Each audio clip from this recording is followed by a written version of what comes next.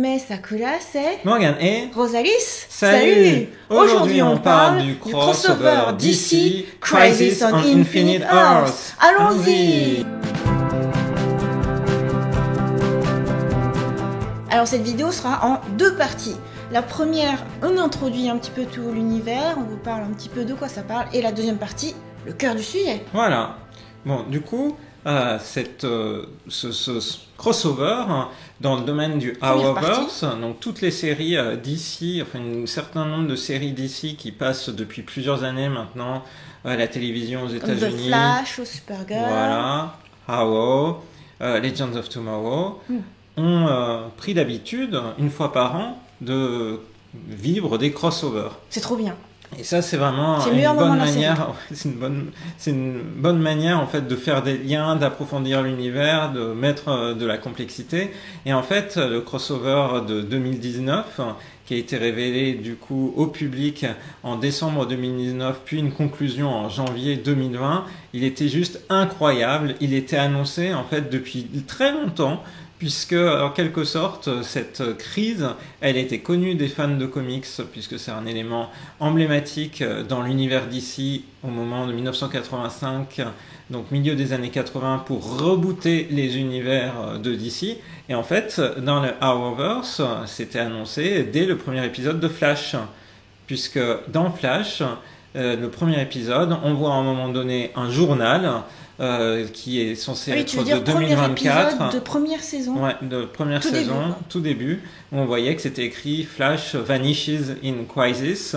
Flash disparaît dans la crise, qui est un des éléments connus par tous les fans de comics, puisque au moment de ce reboot, il avait été décidé de tuer Barry Allen dans le comics en 1985, et donc à partir de là, effectivement, le personnage disparaît dans la crise. Et toujours dans la série The Flash, c'est quelque chose qui revenait, ce moment-là où le personnage vivrait des moments épiques et disparaîtrait. C'est un ressort tragique sur lequel la série a beaucoup joué. Et là, ça y est, la crise est là.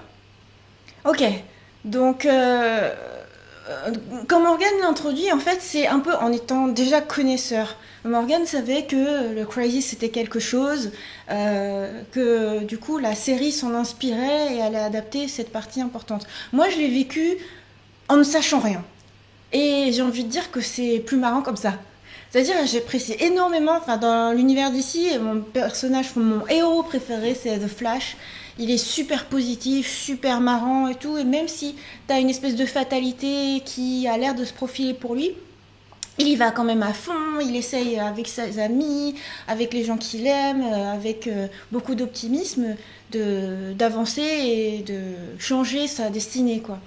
Et d'un autre côté, il y a aussi Supergirl, que j'aime bien. On a commencé à regarder Batwoman, c'est pas si mal que ça en fait. Et puis tous les épisodes crossover, je les ai toujours beaucoup aimés parce que c'est toujours un moment jouissif où tu vois des super-héros ensemble. Et en fait, finalement, ils sont super potes, ils ont des pouvoirs très différents, qui fait que quand ils travaillent ensemble, ils peuvent sauver le monde, voilà, forcément. Mais en plus, voilà quoi, ils ont des liens d'amitié, ils peuvent s'épauler, l'expérience de l'un peut aider l'autre à traverser ce qu'il est en train de combattre dans sa propre série et tout. Voilà, donc moi j'ai toujours trouvé que ces épisodes de crossover, c'était un enrichissement en plus de la série tout court. Tu vois, si t'aimes que The Flash, tu regardes que The Flash, t'as quand même le crossover, tu sais pas trop tout ce qui se passe, mais si tu suis toutes les séries, waouh, c'est amplifié quoi. Et si en plus tu aimes plusieurs séries et que tu les suis tous dans l'histoire, c'est vraiment trop bien. Et ce Crisis là, il est énormissime parce qu'il bouleverse tout le monde. Alors que les crossovers précédents, finalement, tu vois, tu vas un peu à une fête avec tes copains super-héros dans un univers alternatif, puis après tu reviens dans ta planète Terre à toi, et puis après, faut que tu reprennes un peu le fil des choses. Avec ton expérience augmentée, certes, mais ta Terre, elle n'a pas changé. Là, tout change. C'est ça, c'est le point majeur, c'est que le crossover a un impact majeur sur chacune des séries et provoque d'énormes bouleversements. Et en fait, tu m'avais dit dès le départ, ouais, c'est bien connu des fans de comics et tout. Exactement ce qu'il vous a dit là. Sauf que moi, j'ai pas percuté. Quand Morgan, il dit, ouais, ça bouleverse tout, ça reboot, machin et tout. Tant que je l'ai pas vu, je comprends pas de quoi tu parles. Et en fait, c'est assez énorme. À un moment donné, je cherchais juste des images pour faire notre précédente vidéo sur les séries qui disait voici les séries qu'on va regarder. Les séries qui ont été diffusées en 2019, qui viennent d'arriver sur Netflix en 2020. Donc voilà, en 2021. Voilà. Donc nous sommes en 2021, nous allons regarder ça. Et à un moment donné, je tombe sur une page Wikipédia je lis juste l'introduction, Crisis on Infinite Earth. Et là, c'est juste écrit de but en blanc. Alors, les univers alternatifs, c'était considéré comme trop compliqué par les fans. Donc, on fait un seul univers. Quoi ? J'en parle à Morgane, il me dit « Mais c'est ce que je t'ai dit depuis le début !» Je dis « Mais je peux pas percuter que cette crise énorme, elle va vraiment avoir pour effet une unicité. » Ouais. Et est-ce que du coup on passe à la deuxième partie de vidéo ? Ouais, passons à la deuxième partie. Deuxième partie de vidéo. Donc durant la deuxième partie, on va révéler plus le contenu. Donc on parle du cœur du sujet. On va parler du cœur du sujet. Si vous voulez vous garder le suspense, revenez dans cette vidéo une fois que vous avez vu toute la crise. Et sinon, continuez avec nous. De toute façon, on en parle d'une manière fun. Alors quoi qu'il arrive, c'est sympa. Alors du coup, comme je le disais, un seul univers. Ça veut dire que, tu vois, quand tu avais l'univers où il y avait Barry Allen, l'univers où il y avait Supergirl, et ils utilisaient des brèches pour passer d'un monde à l'autre, maintenant, il n'y a plus ça. Un monde prime.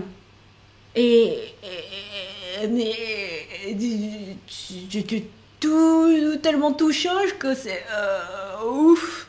Et pour en arriver là, c'est super bien parce que comme il y a de plus en plus de séries d'ici qui passent, il y a de plus en plus d'épisodes de crossover possibles, donc tu as davantage le temps de creuser tout ce qui se passe. Et ça, c'est vraiment bien. Je trouve que c'est le meilleur crossover qu'on ait eu. Ouais, c'est vraiment le meilleur crossover. Alors pour donner une idée du volume, c'est 5 épisodes, donc ça représente grosso modo 4 heures de télévision.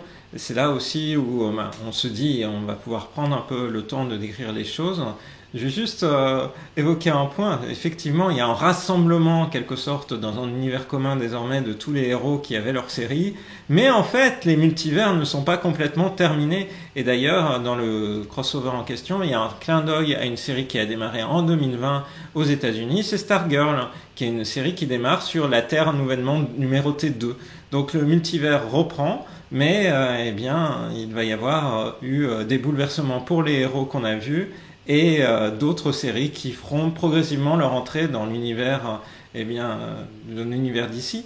Par ailleurs... c'est ce qu'on a entreaperçu. Oui, on l'a entreaperçu. En une image, tout à fait. Comme ça. Ils l'ont mis en post-prod après coup, en fait, un petit peu pour teaser la suite. C'était logique pour te donner envie d'aller voir autre chose. Parce qu'évidemment, le cœur du crossover, c'est toutes les séries qu'on connaît, qui avaient déjà démarré. Et en même temps, un petit peu lancé de futures séries, donc notamment la fameuse série Superman et Lois, qui commence en février 2021, fin février 2021, aux États-Unis.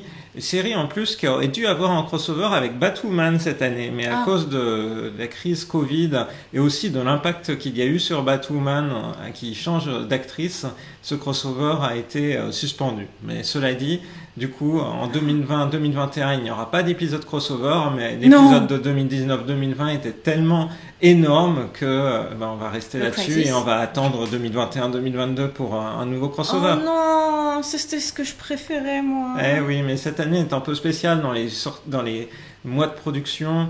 Donc il y a beaucoup de choses qui ont impacté cet élément-là. C'est assez énorme finalement qu'ils aient pu faire le Crisis avant toute la crise.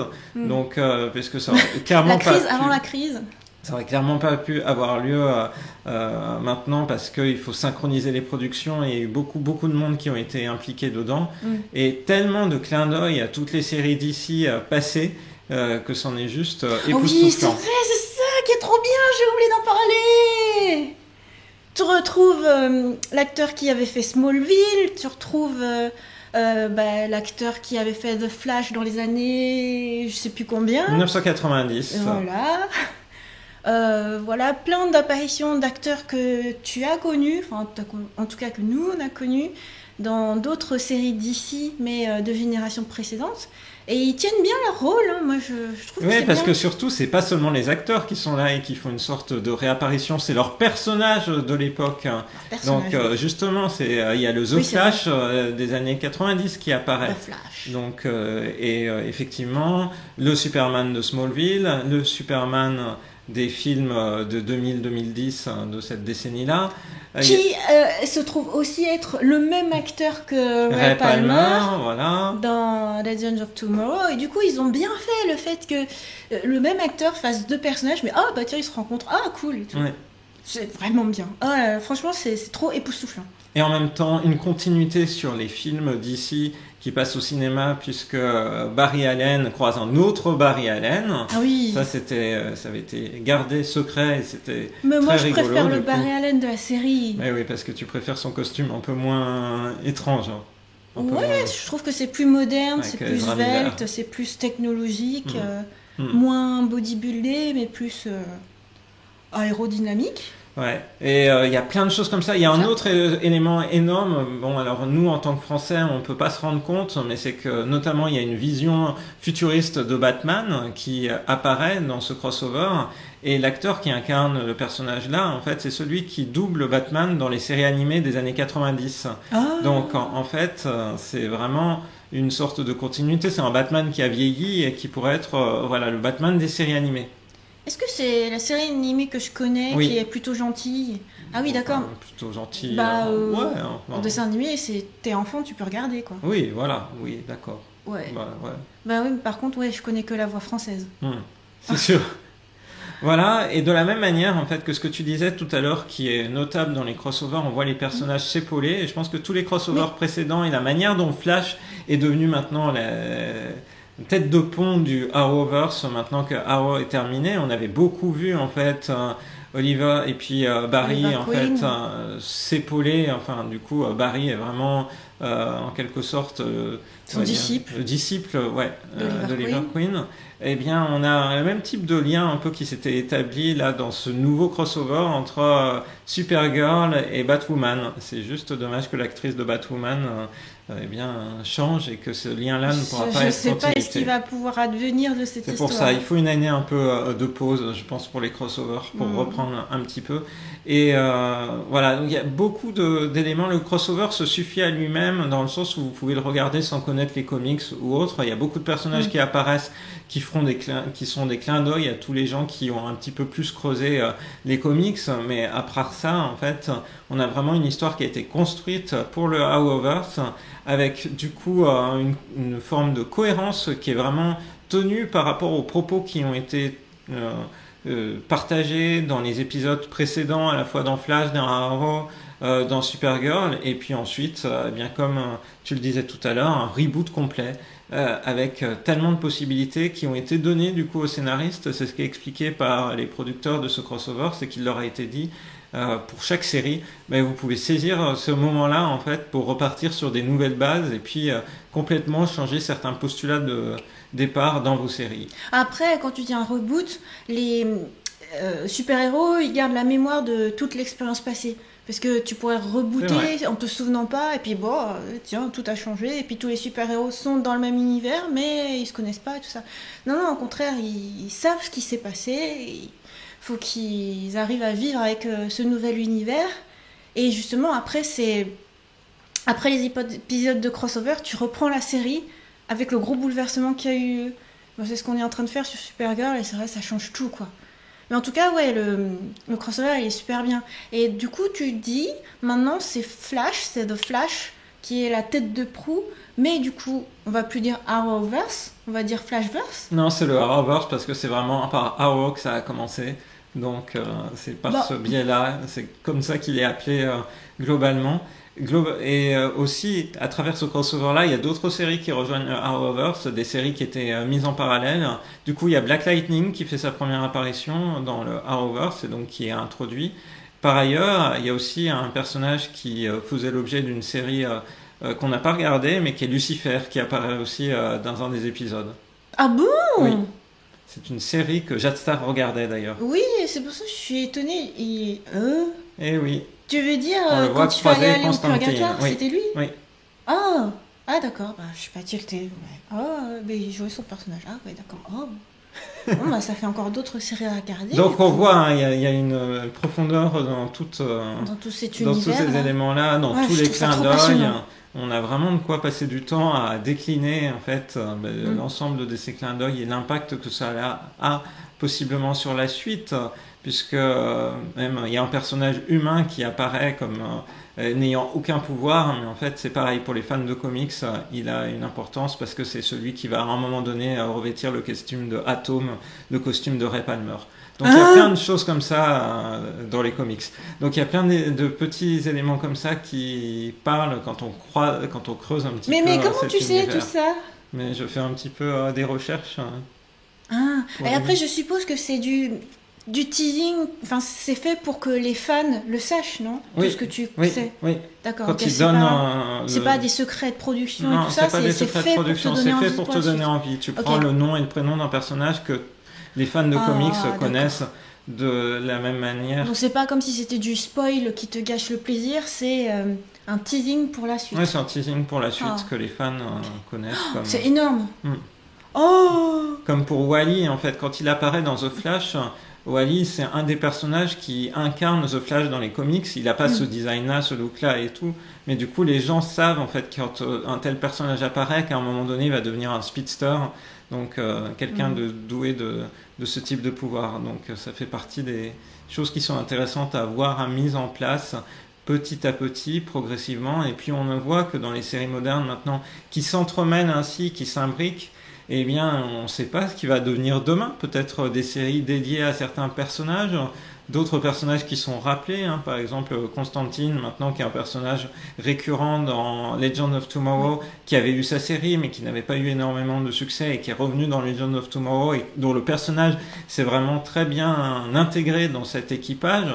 Donc, il y a plein d'éléments comme ça qui montrent que un développement de série est aussi un organe vivant qui dépend de la manière dont c'est perçu par des spectateurs, comme Superman et Lois. Moi, je pense que quand la première fois ce personnage de Superman est introduit dans la série Supergirl, au départ, c'est pas avec l'idée d'en faire une série dérivée, mais c'est plutôt de voir en fait, le personnage en quelque sorte imposé comme méritant une série dérivée. En tout cas, on a pris les choses dans l'ordre. On a pris les épisodes de série de Supergirl, ensuite de The Flash, ensuite de Batwoman. Alors c'est plus exactement, c'est d'abord Supergirl, puis Batwoman, puis Flash, puis Arrow, puis Legend of Tomorrow. Voilà, et en fait, on a scindé pile au moment du Crisis, où là, on a regardé les 5 épisodes à la suite de chaque série. Et maintenant, on est en train de reprendre le fil sur Supergirl, puis après, il faudra qu'on fasse pareil pour les autres séries. Et sur Supergirl, en tout cas, post-Crisis, il y a un vent de fraîcheur, c'est incroyable. Autant, je disais, dans la vidéo, je disais, bon, on va regarder ces séries-là, en 2021. Je disais, Supergirl, ça a un peu une certaine lourdeur et tout, et c'est moins fun qu'à la première saison. Et ben là, après le Crisis, t'as l'impression d'être revenu à quelque chose de sympa, d'humain, de fun, un truc cool, quoi. Ouais, je suis tout à fait d'accord. Je trouve là, vraiment, mon avis a changé complètement sur cette saison 5 de Supergirl. Avant la crise, j'ai trouvé ça vraiment lourd. On regardait parce qu'on était un peu fan des personnages, mais j'ai pas vraiment pris de plaisir plus que ça à regarder. Mais en fait, après la crise, non, c'est comme si le fait de pouvoir rebooter, enfin de remettre certaines choses en place et de partir sur des nouvelles bases, ça avait permis de libérer la créativité des showrunners, des scénaristes, et du coup c'est ultra plaisant à regarder. À un moment donné, j'arrêtais pas de dire à Morgane, mais c'est pas possible. C'est comme s'ils avaient viré tous les scénaristes de la saison 1 pendant telle saison, et que là tout d'un coup ils les avaient tous réembauchés. Et ils font revenir certains acteurs, certains personnages et tout. Mais il y a de l'humour qui est de retour, il y a des épisodes vraiment drôles qui sont dedans. De la romance, des questionnements par rapport à être super-héros, mais aussi dans la vraie vie, de la famille, voilà, sens du devoir, être dans le vrai. Tout. Enfin bref, tout Supergirl, le bon côté des choses, quoi. Eh oui. Donc c'est plutôt un bon élément. Ouais. Et par ailleurs, Supergirl, dont on sait que c'est maintenant, il y aura une ultime série diffusée en 2021 aux États-Unis. Voilà, une ultime saison. Bah en tout cas, j'attends de voir pour The Flash, parce que du coup, c'est notre chouchou et c'est effectivement. Et c'est le porteur. C'est le porteur maintenant de l'univers. Ouais, de l'univers. Waouh. Bon bah, je crois qu'on a fait le tour. Ouais, bah, en tout cas, ça vaut vraiment le coup de se plonger dedans. Je pense que si DC a eu du mal à s'imposer au niveau cinématographique face à Marvel, en tout cas en termes de séries télévisées, ils tiennent vraiment avec le Arrowverse un univers ultra plaisant, parfaitement adapté à un aspect feuilletonnant comme le sont les séries. Beaucoup de clins d'œil par rapport aux comics, beaucoup de choses qui sont amenées les unes après les autres. C'est vraiment un super format. Moi, j'adore avoir pu découvrir ça et avoir pu vivre cette crise qui porte le nom de crise, mais qui prend le temps aussi de développer les personnages, de les faire se mettre en place dans des scènes un peu plus, pas de vie quotidienne, mais de se parler sincère ou d'évoluer ensemble. Et j'ai trouvé ça vraiment super bien amené, bien réalisé. Fantastique. Du coup, on espère que cette vidéo sur le fameux crossover Crisis on Infinite Earths de DC vous a plu. Et on vous donne rendez-vous à très bientôt dans une prochaine vidéo sur la chaîne de Rosaïs. Bye bye. Bye bye.